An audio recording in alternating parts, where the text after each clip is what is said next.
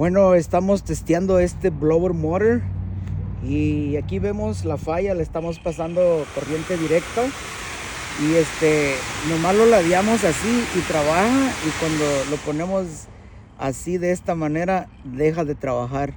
Así que está dañado internamente y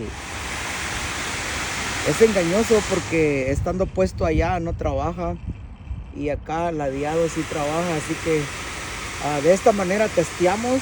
Aquí podemos ver que estamos pasando corriente desde la batería acá y pues toca que reemplazar esto.